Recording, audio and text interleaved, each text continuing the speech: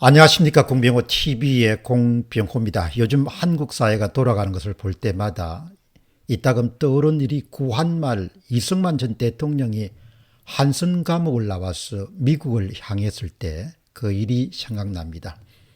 그렇기 때문에 이제 이번 시간에는 좀 옛날 이야기 하나 드리도록 하겠습니다. 이승만은 한선 감옥에서 풀려나자 3개월 만인 1904년 11월 4일 날 미국으로 출발하게 됩니다. 이 무렵에 대한민국 상황은 상당히 아주 아슬아슬했습니다. 대한제국은 러일 전쟁에 휘말려서 그 운명이 한치 앞을 내다볼 수 없을 정도의 풍전등화 같은 상황에 처했습니다. 일본의 침략적 본성이 노골화되는 시점이었습니다. 고종 황제는 개혁파 총신인 민영환과 한규서를 그렇게 조언을 받아들여서 영어를 아주 잘하는 이승만을 미국에 밀파해서 앞으로 열리게 될 러일전쟁 강화회의에서 미국이 한국의 독립을 보살펴 줄 것을 요청하기 위한 그런 일종의 밀명을 띠고 이승만이 러시아를 향하게 됩니다. 워싱턴을 향하게 됩니다.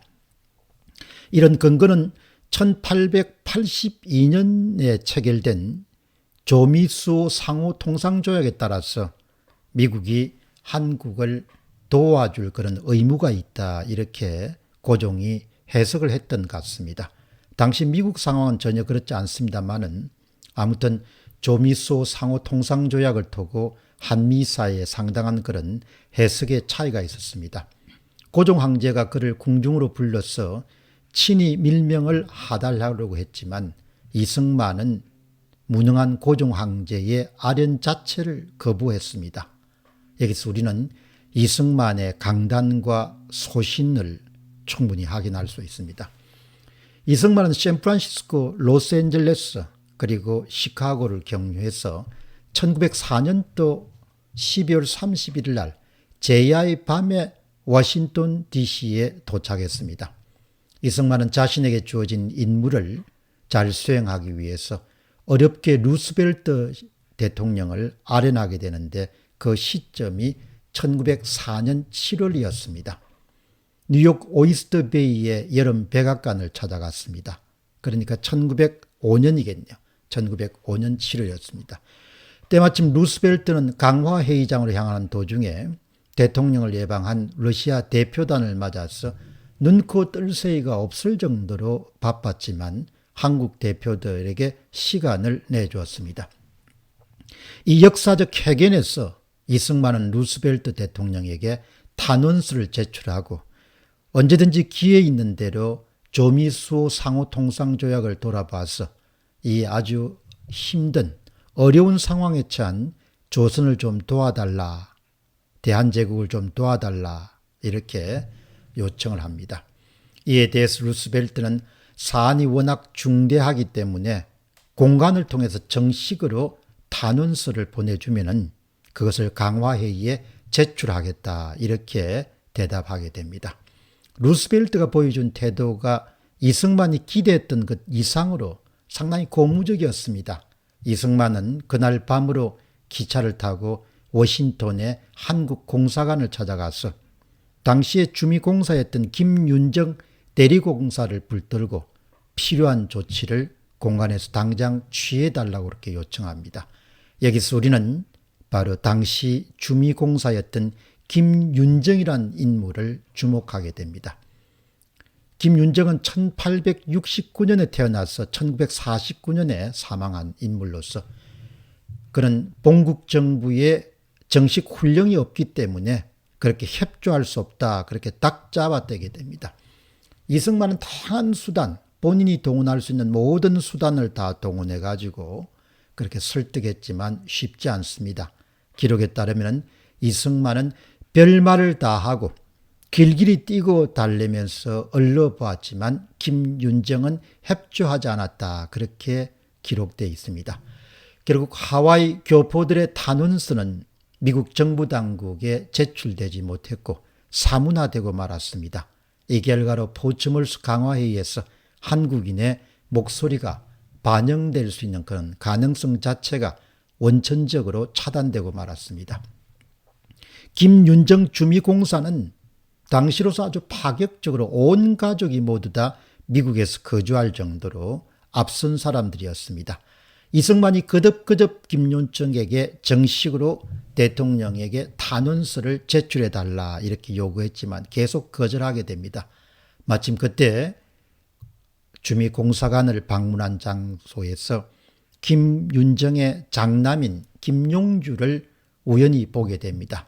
그리고 이승만은 김용주에게 큰 소리로 외칩니다. 너희 아버지가 저렇게 비겁한 대가를 너희들이 반드시 치르게 될 것이다. 그것은 노예처럼 살아가게 되는 것이다. 이렇게 외치게 됩니다. 김용주는 영어 이름이 플랭크 Y 김입니다. 그런 뒤에 펜실베니아와 스탠포드 대학 등을 졸업하고 1925년부터 서울 프레스의 편집인 겸 주필과 AP통신 특파원으로 일했습니다. 그리고 로타리 클럽 창립에도 관여한 바가 있습니다. 그런 영어를 아주 잘했습니다. 해방 후에 이승만이 서울에 오자 김윤정이 그때 일을 사과하기 위해서 조선호텔로 이승만을 방문했지만 이승만은 그를 만날 필요가 없다고 이런 지하에 거절하고 말았습니다. 김윤정은 설화에 13남매를 두었습니다만 그들 모두가 일제 치하에서 식민백성으로 살아갈 수밖에 없었습니다. 김윤정 주미공사가 탄원서 제출이라는 그런 조치를 취해 주었더라도 이승만이 뜻한 바를 이루지 못했을 것입니다. 그 당시 이미 미국과 일본 사이에 비밀약조가 이렇게 카스라텝다 밀약이 이미 체결된 그런 상황이었기 때문입니다. 그런데 유영익 박사는 이런 기록을 남겼습니다. 8월 9일 이승만이 민영안에게 보낸 한글 편지에서 자기의 임무가 실패한 원인을 월급이나 배설에만 매달린 관료 김윤정의 협조 거부, 즉 배신이 큰 원인이었다 이렇게 기록을 남겼습니다. 물론 국가 존망지추에 김윤정이 보여준 관료지식 태도는 규탄받아 마땅합니다. 그리고 김윤정은 그와 같은 행동을 취하게 된 것은 당시 일본 측에 매수되었기 때문이다. 그런 증거물들이 훗날 나오게 됩니다. 나라가 처한 가장 중요한 문제인 현재의 대한민국에서 선거 무결성 문제, 선거 정직성 문제, 그리고 선거의 중립성 문제에서 엄청난 문제점이 엄청난 그런 사건이 발생했음이 바로 2020년도 4.15 총선의 재검표에서 확인된 바가 있습니다. 그럼에도 불구하고 한국 사회에서 모모한 사람들은 모두 다 그 사안에 대해서 입을 다물고 말았습니다. 그리고 마치 아무 일도 없는 것처럼 행동합니다. 대법관이 그렇고 검사가 그렇고 경찰이 그렇고 선관위가 그렇고 국회의원들이 그렇고 지식인들이 다 그렇습니다. 이승만이 만났던 김윤정 주미공사와 같은 부류의 사람들입니다.